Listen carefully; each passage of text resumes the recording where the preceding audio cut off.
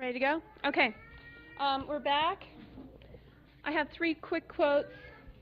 This is from Neil Maxwell. Ironically, some individuals who cannot handle the challenge of family life so often veer off in dramatic causes to save mankind. Like a dropout from Little League demanding a place in the batting order in baseball's World Series. The human family without the gospel or without strong families is not going to go very far. Unless we can fix families, you can't fix anything else. Most of the problems that are the most vexing are things government can't fix. They have to be fixed at a different level. That's the urgency of our message. I'd rather have 10 commandments than 10,000 federal regulations. Unless we rebuild marriages and families, then we really are just straightening deck chairs on the Titanic. That's Neil Maxwell, Searching for God in America. And then finally, this is the quote that our Latter-day Saint Unassisted Childbirth Association has taken as our motto. This is Brigham Young, one of our early prophets. Would you want doctors? Yes, to set bones. We should want a good surgeon for that, or to cut off a limb. But do you want doctors? For not much of anything else, let me tell you. Only the traditions of the people lead them to think so. And here is a growing evil in our midst. It will be so in a little time that not a woman in all Israel will dare to have a baby unless she can have a doctor by her. I will tell you what to do, you ladies. When you find you are due to have an increase, go off into some country where you cannot call for a doctor and see if you can keep it. I guess you will have it, and I guess it will be all right, too.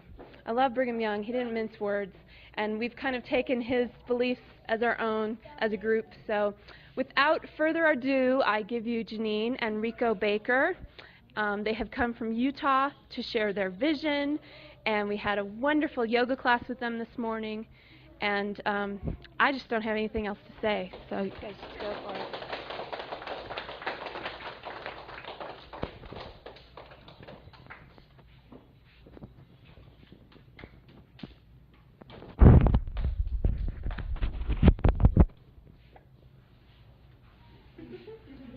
Well, I want to introduce Jeannine, our wife, and she's been somebody that's been very wonderful for me. I consider myself extremely fortunate to have been a person that had studied yoga and studied a lot of things that I thought was going to be a spiritual journey.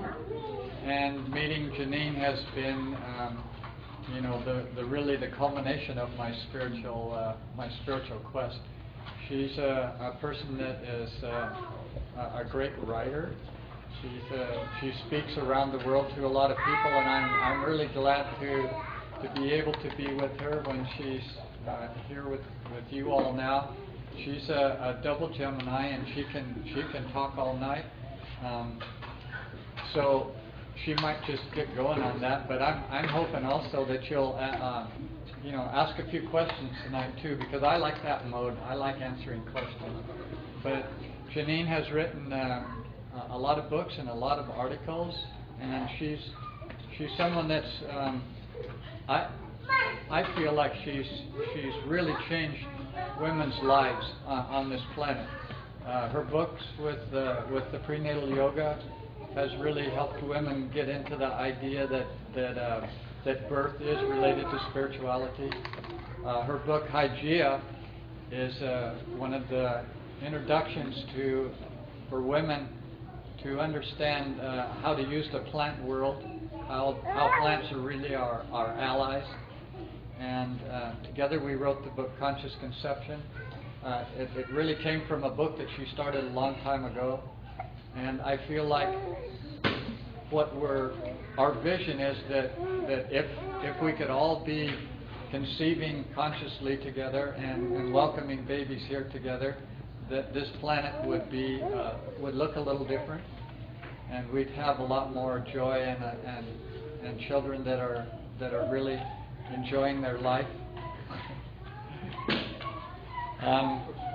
So I mainly want to present a person that I love and that I've seen do wonderful things, and a wonderful mother. And there's Well, thank you. After that, I can't wait to hear what I'm going to say. My God, thank you. I also want to introduce my partner here.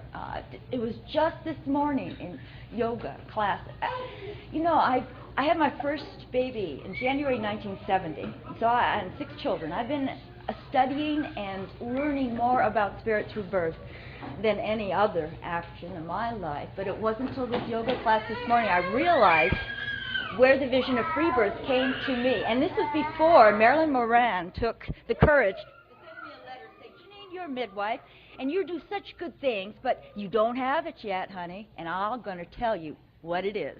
And she did. She was relentless, and here I am. I'm a convert due to Marilyn Moran, who wrote Birth in the Dialogue of Love. But that was later, because it was you.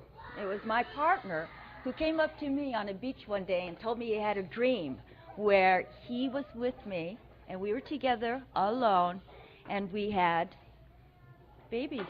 They sort of streamed right out of me. He even had a prophecy of water birth way before I'd ever heard of Tchaikovsky's work in Russia, or Estelle Myers in Australia, or from Michel Audin in France. He had the image of water in the birth. And so I really listened in. I mean, it's such a better come-on line than, hey, what's your sign, honey? You know, to say, I had a dream. I had a dream that we had babies together. And so we have, and that's what we're here to share with you. We actually have some questions for you as well, too. So you can rest assured, Rico, I support this concept of dialogue. Not that we stand up here like some kind of experts, like we really know what's going on. For me, birth is the greatest mystery. And on my 6th baby, you know, I thought after 5, I've got quite a few under my belt here. You know, I really know the road. I was still turned inside out in revealing aspects of my divine mother that I had no idea until Haley Sophia, our last baby, so far, our last baby, came into our lives.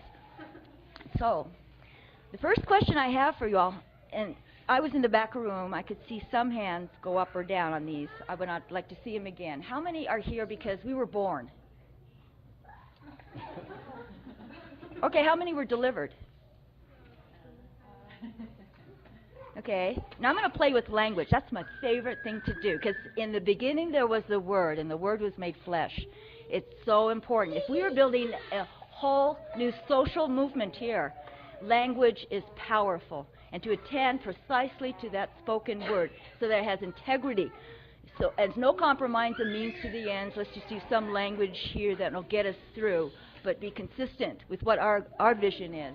And we're going to impose our vision on you after this next question, which is, how many of you have given birth? Okay. And how many of us have given free birth? Okay. How many of us have been delivered?